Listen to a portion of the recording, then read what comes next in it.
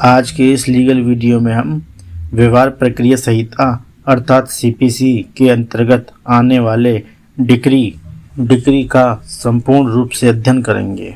प्रश्न यह है कि डिक्री को परिभाषित कीजिए तथा उसके आवश्यक तत्व को बताइए।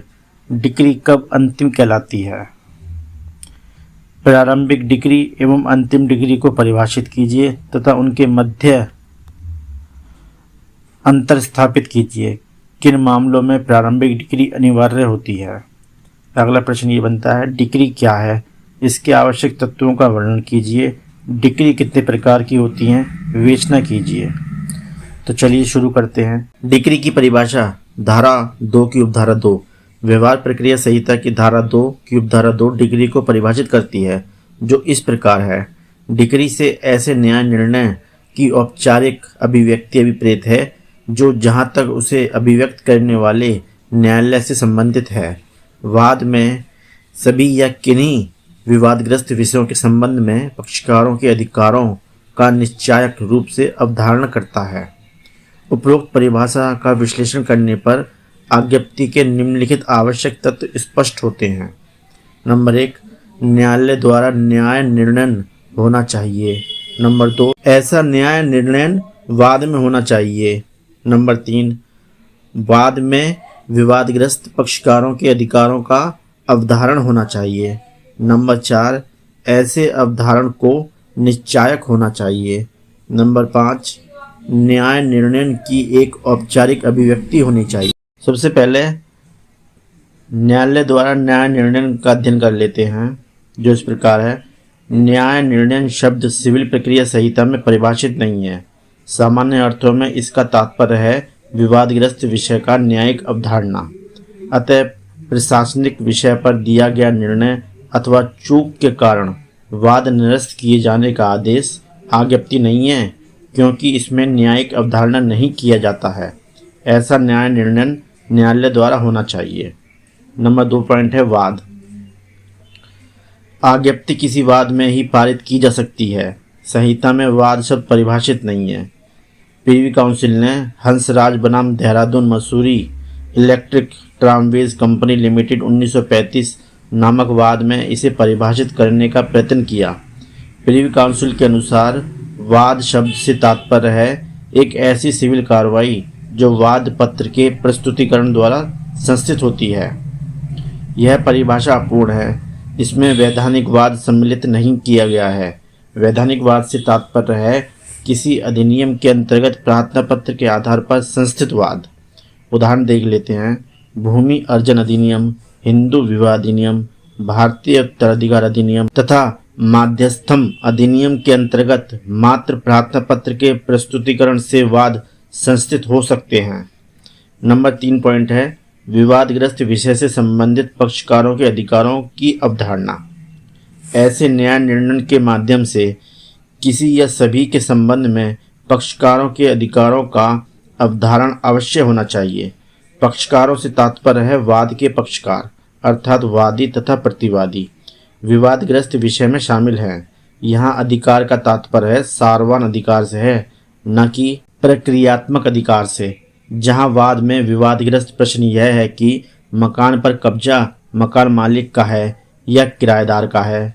न्यायालय का इस विषय पर निर्णय पक्षकार के सारवान अधिकार से है, इसलिए ऐसा निर्णय डिक्री होगा। परंतु यदि वाद में न्यायालय द्वारा दिया गया निर्णय पक्षकार के सारवान अधिकार से संबंधित नहीं है तो उसे डिक्री नहीं कहा जा सकता। जैसे वादी के हाजिर होने की चूक के कारण वाद का खारिज करने का आदेश या अकिंचन के रूप में वाद दायर करने की छूट न देने का आदेश। नंबर 4 पॉइंट है निश्चायक अवधारणा। आज्ञप्ति का अगला महत्वपूर्ण लक्षण यह है कि इसके द्वारा पक्षकारों के अधिकारों का निश्चायक अवधारण किया जाता है।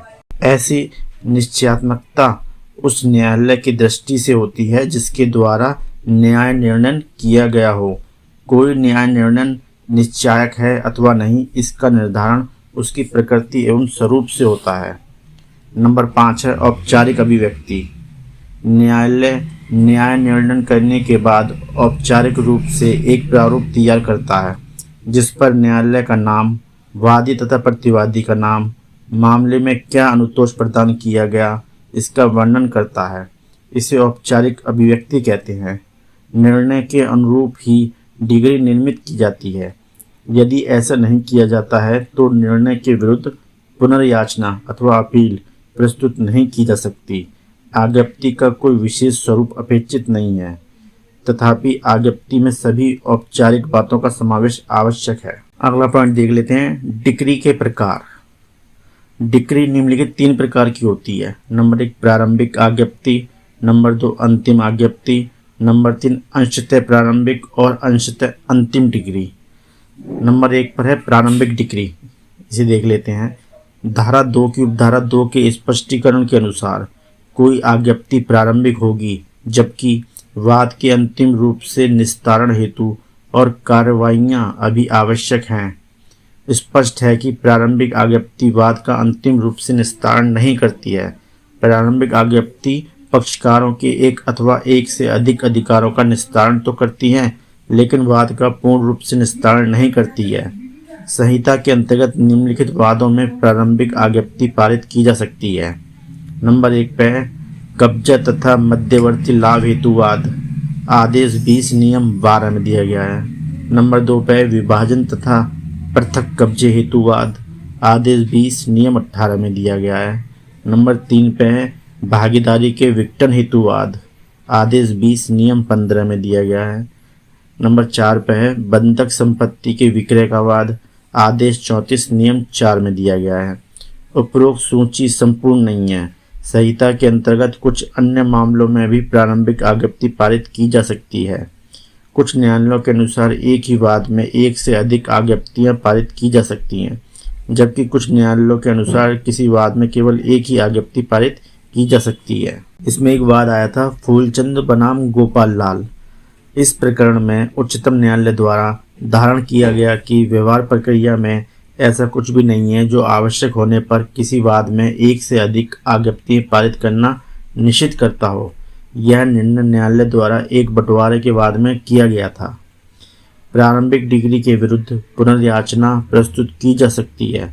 जहां कोई पक्षकार प्रारंभिक डिग्री के विरुद्ध पुनर्याचना प्रस्तुत नहीं करता है, वहां वह पक्षकार उस वाद में पारित अंतिम आज्ञप्ति के विरुद्ध प्रस्तुत की गई पुनर्याचना में प्रारंभिक आज्ञप्ति की सत्यता को विवादग्रस्त नहीं बना सकता है।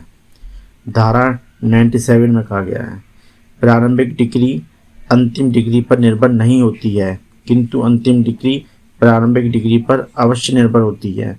अंतिम डिग्री के पारित हो जाने पर प्रारंभिक डिग्री समाप्त नहीं होती है, किंतु प्रारंभिक डिग्री के समाप्त होने पर अंतिम डिग्री स्वयं समाप्त हो जाती है।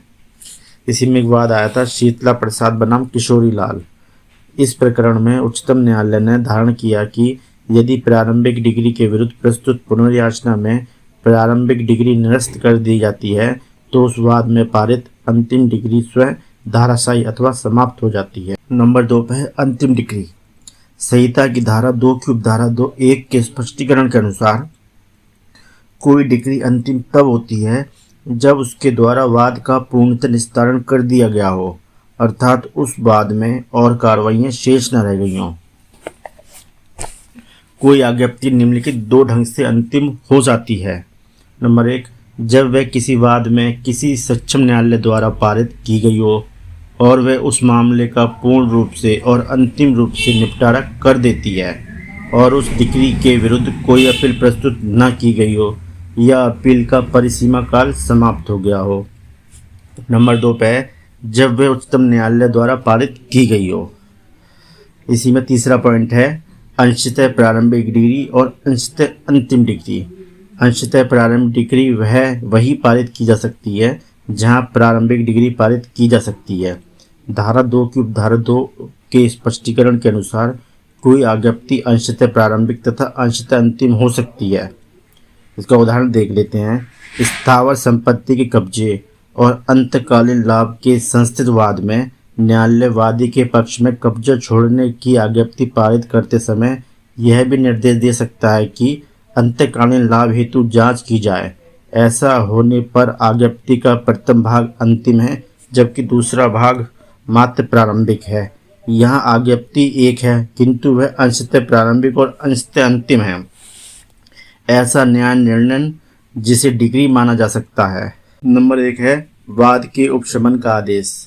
नंबर 2 काल बाधित होने के आधार पर अपील का निरस्तीकरण। नंबर 3 साक्ष्य के अभाव में वाद या पुनर्याचना का निरस्त किया जाना। नंबर 4 न्यायालय शुल्क के असंदाय के कारण वाद पत्र का निरस्तीकरण। नंबर 5 वाद पत्र का नामंजूर किया जाना। नंबर 6 धारा 144 के अंतर्गत प्रतिस्थापन के लिए दिए गए आवेदन पत्र पर किया गया आदेश डिक्री की कोटि में आता है। ऐसा न्याय निर्णय जिन्हें आज्ञप्ति नहीं माना गया है उन्हें देख लेते हैं। नंबर 1 चूक के कारण वाद या पुनर्याचना का निरस्त किया जाना।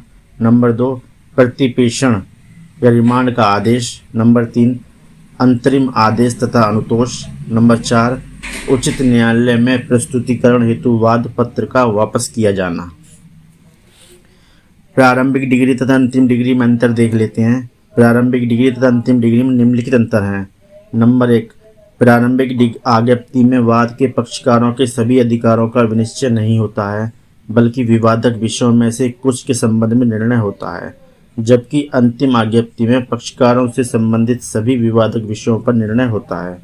नंबर 2 सभी मामलों में प्रारंभिक आज्ञप्ति पारित करना आवश्यक नहीं होता, जबकि अंतिम आज्ञप्ति सभी मामलों में पारित करना आवश्यक होता है। नंबर 3 अंतर है प्रारंभिक आज्ञप्ति केवल ऐसे मामलों में पारित की जा सकती है जिसके बारे में सिविल प्रक्रिया संहिता में स्पष्ट उपबंध किया गया है, जैसे आदेश 20, नियम 12, 13, 14, 15, 16 आदि, जबकि अंतिम आज्ञप्ति पारित करने के लिए ऐसी कोई शर्त विहित नहीं है। नंबर 4 पे है प्रारंभिक आज्ञप्ति पारित हो जाने के बाद भी मामले के पूर्ण रूपेण निस्तारण हेतु अंतिम आज्ञप्ति पारित करना आवश्यक है, जबकि अंतिम आज्ञप्ति पारित हो जाने के उपरांत प्रारंभिक आज्ञप्ति पारित नहीं की जा सकती। नंबर 5 पे है प्रारंभिक आज्ञप्ति अंतिम आज्ञप्ति पर आश्रित नहीं होती है, जबकि अंतिम आज्ञप्ति प्रारंभिक आज्ञप्ति पर आश्रित होती है। नंबर 6 में अंतर है अंतिम डिग्री के पारित हो जाने पर प्रारंभिक डिग्री समाप्त नहीं होती है, किंतु प्रारंभिक डिग्री के समाप्त होने पर अंतिम डिग्री स्वयं समाप्त हो जाती है। उम्मीद करता हूँ ये टॉपिक आपको पसंद आया होगा। आपकी सहायता एवं सहूलियत के लिए इस टॉपिक का PDF लिंक वीडियो के नीचे डिस्क्रिप्शन में है। आप चाहे तो वहां से PDF फाइल डाउनलोड कर सकते हैं। साथियों, अगर वीडियो पसंद आया है तो लाइक और सब्सक्राइब कीजिए। धन्यवाद।